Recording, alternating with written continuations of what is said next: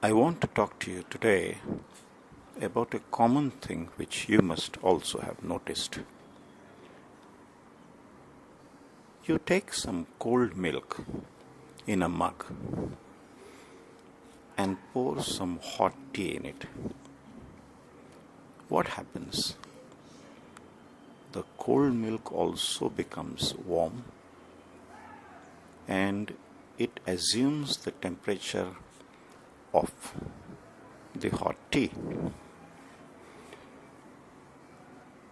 So that means if there is something hot, something pulsating, something vigorous, it will also convert that which is cold in you, that which is static in you, that which is lethargic in you, to its own temperature. So in other words, if you become vigorous, you will find that a number of your lethargies will leave you. But at the same time, you will also have to note that cold milk also lowers the temperature of that hot tea and makes it consumable. You can drink it then. That means there are certain aspects of your personality. There are certain aspects of your environment as well, which when you get too vigorous, when you are trying to push yourself too hard, you need to calm down. You need to come to a level where you become consumable. Now what happens if you pour in hot milk, you pour hot tea? It becomes very hot. And what happens? You can't consume it.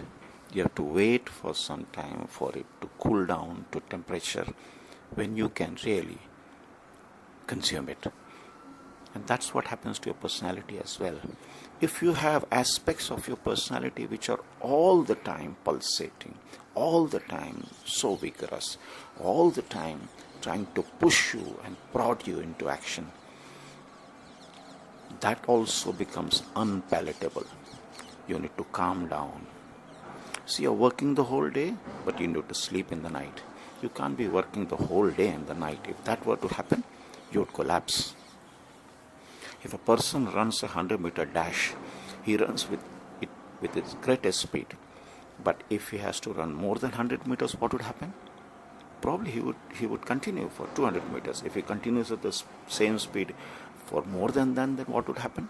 He might collapse and die probably. So, calming down, it is extremely important that you have your own methods of calming down. One of the best methods that you can calm yourself down is with yoga, and you have to learn it from an expert. One of the other methods of calming down is just finding that time to do nothing. One of the other methods of calming down is to smile and listen to a soft, embracing, caressing melody. And the best method of calming down, of course, is to go to sleep.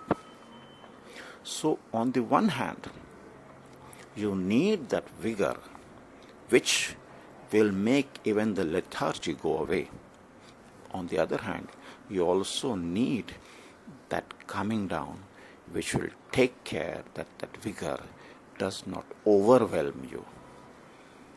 And you must inculcate those dimensions of your personality which give about a judicious balance between the two, so that just as that tea, the right proportion, the right temperature becomes consumable, you, with your personality attributes in the right proportion and at the right temperature at which you do your things, you become consumable, not just for the whole of society, but for your own sake. And when these two dimensions are taken care of, what results is a balanced, equiposed individual. So if you look around, there are a number of things which teach you such wonderful things. The milk and the tea is one of them. Thank you very much, ladies and gentlemen.